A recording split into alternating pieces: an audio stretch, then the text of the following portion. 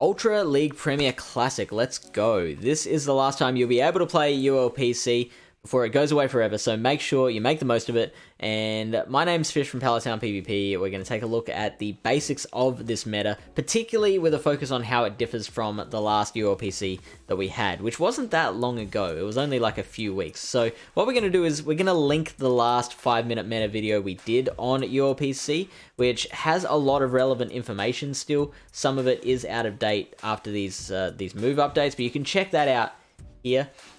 If you want to take a look at a complete breakdown of this current meta with all the matchup analysis and team building and whatnot, then we have a weekly chat, myself and GBL leaderboard player Lyle Jeffs.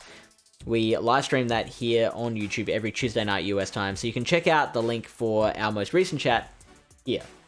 In the meantime, here's your basics. So, as you can see, the biggest improvement, the most improved player award goes to Charizard and Gliscor as a runner-up. So the wing attackers, as we've seen in all the other metas, right? They're just busted at the moment. So as an overall pick, the regular Charizard is outperforming the Shadow by just the barest amount. If you want to take a look at the pivots, the safe switches, the Shadow Charizard does beat the regular one by a decent margin. And that's because you basically want your pivot or your safe switch to do one of two things. Either with an energy lead, it will overcome matchups that the opponent thinks is a winning one, or you at least want to get yourself into a shield advantage so that you've got that advantage to take into the rest of the battle as you navigate your own bad matchups, right? So with the power of Shadow Blast Burn, that's done a lot easier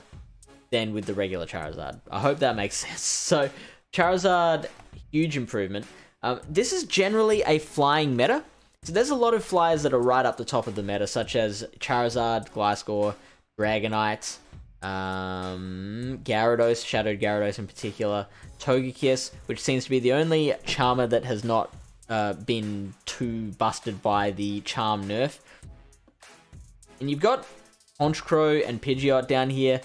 They are highly rated. I think they are overrated. Honchkrow, too glassy. Pidgeot, also surprisingly too glassy as a level 40 hundo. It's getting up to 21-29 CP.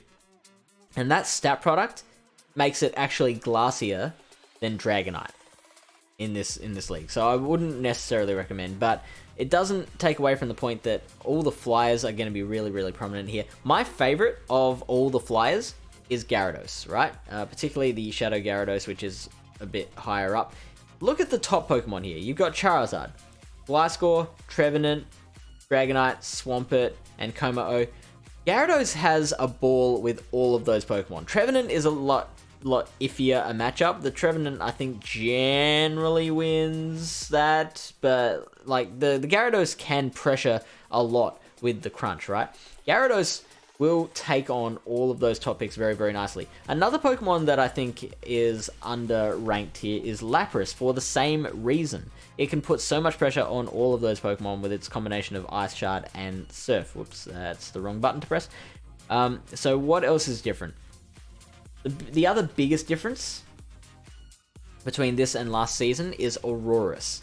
Aurorus with the Meteor Beam rocks.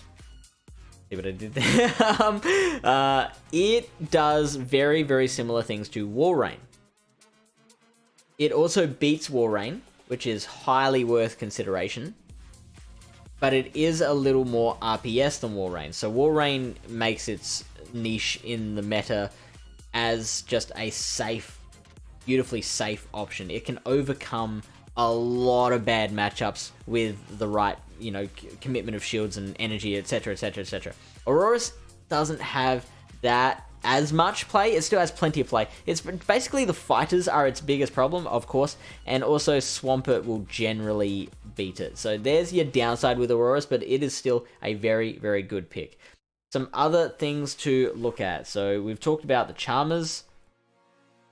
Everything seems to have gone down with that Charm nerf. Anything that can learn Charm seems to be going with other options. So, like, if there is another viable option, then it'll use it, such as Sylveon running Quick Attack and Ninetales learning throwing Powder Snow. Donphan throwing counter, just in case you were wondering. But Togekiss is up there as the biggest charmer and is looking just as good as it ever was. I also like Electivire. Shadow Electivire, again, pressures all of those top Pokemon with either Ice Punch or Wild Charge. Take a look at those top, like, what was it, 10 Pokemon, and Electivire, Shadow Electivire will be there threatening. And the final one I want to look at is Gengar, which does the same kind of things as Trevenant with its ghost damage, but also beats Trevenant. It's there to set up a shield advantage situation, pair it with two bulkier Pokemon so you can save your shields for it, and it can do a lot of work for you. So that is ULPC in 5 minutes. Let us know what you plan to run for the meta in the comments and get that conversation going, and good luck with your battles.